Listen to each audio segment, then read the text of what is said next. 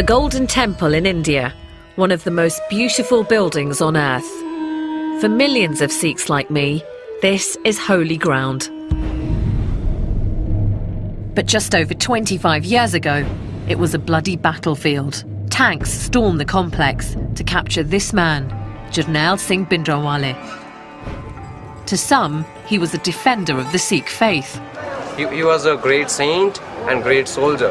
To others, he was a militant who'd terrorised for long enough. He may have started as a saint, but he didn't end as a saint, let me tell you that.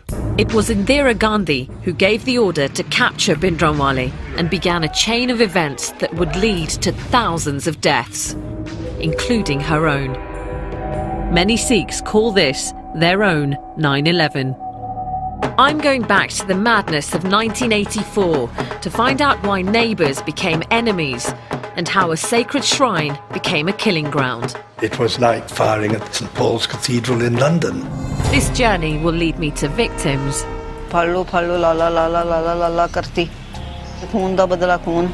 and heroes. I feel proud that I have saved one life. And will make me see my own faith in a new way.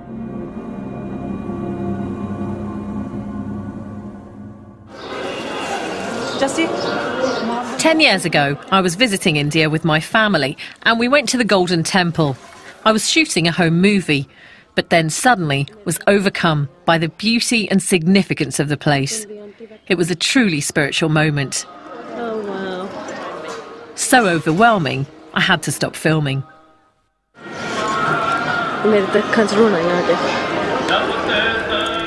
It may seem strange, but I'd never felt connected to my faith until that point. It was no longer a place I had to visit. It was a place I needed to visit. Violent clashes have broken out. I'm a presenter. I'm not a baptised Sikh, which means that I cut my hair and don't adhere to the religious dress code.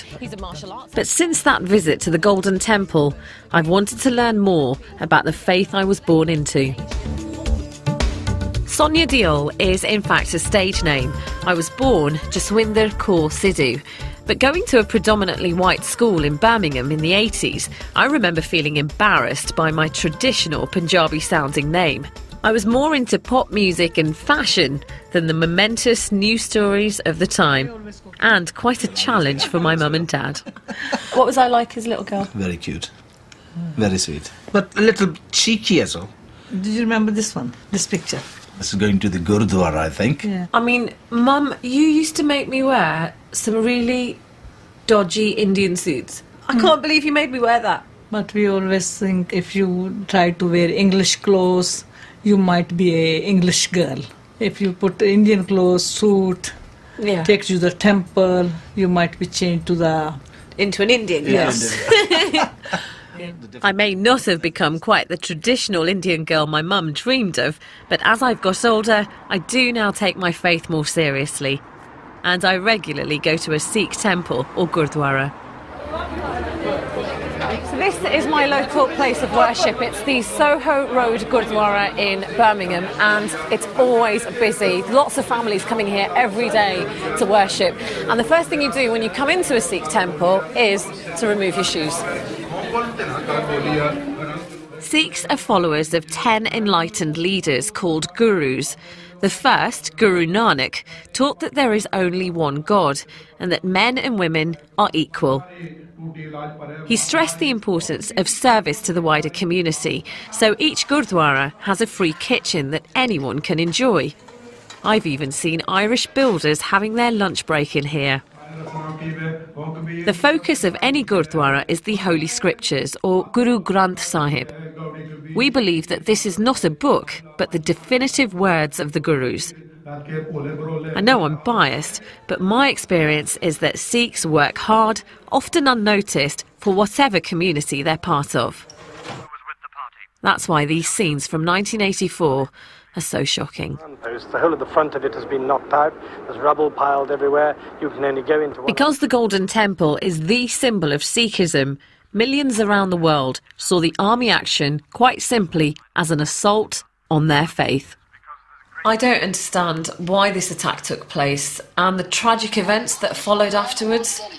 For me, I think this journey is going to be an emotional one, at times a painful one, and I know it's going to teach me something about my own identity as a Sikh and how I'm going to cope with that. I don't know.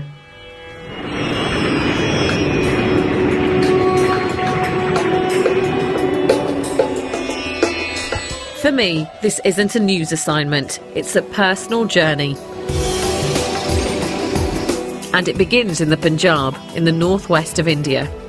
This is where my family are from. And although I've only been here a few times, it feels good to be back.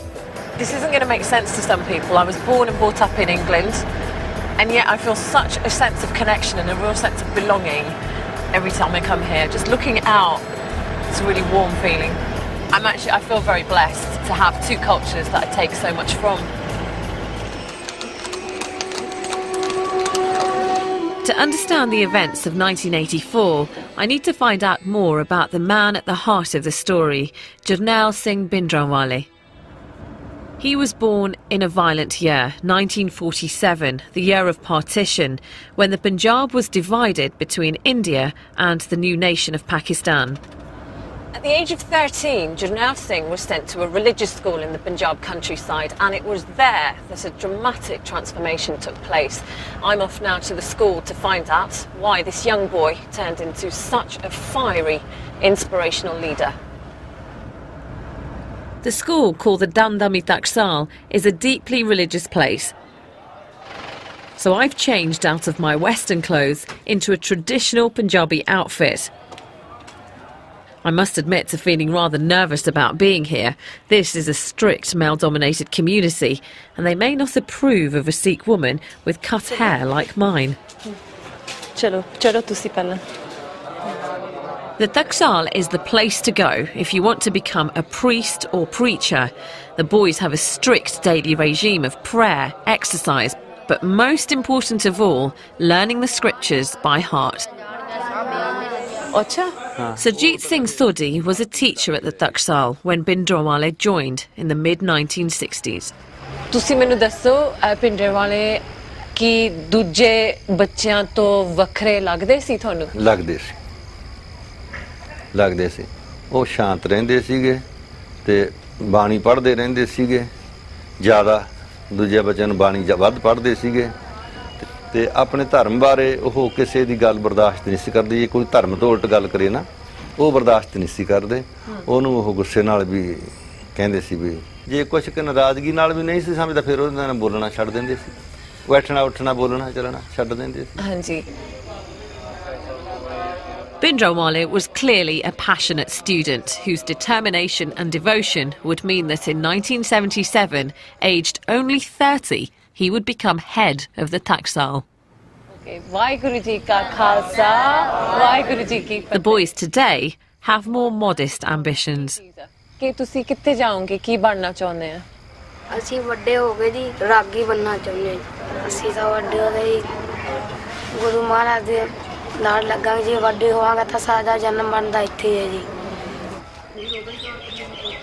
The Taksal has posed more questions than given answers. The Bhindranwale I heard about was someone who, if he disagreed with your religious views, would at worst just ignore you. We obviously know that there was more to him than that, and I have to find out what it was that changed him. The answer has to lie in the politics of the time. The leading Sikh party were the Akali Dal, who campaigned for greater autonomy for the Punjab. Lined up against them were the Congress party, dominated by Indira Gandhi and her son Sanjay. Congress had always advocated a secular, united India, and the Gandhis feared that the Akali call for greater autonomy in fact meant a separate Sikh religious state. In 1977, Indira Gandhi asked Sanjay to find a way to break the Akali Dal influence in the Punjab. Sanjay looked for someone who could set up a rival faction. Of the list of 20 names he was given, the new leader of the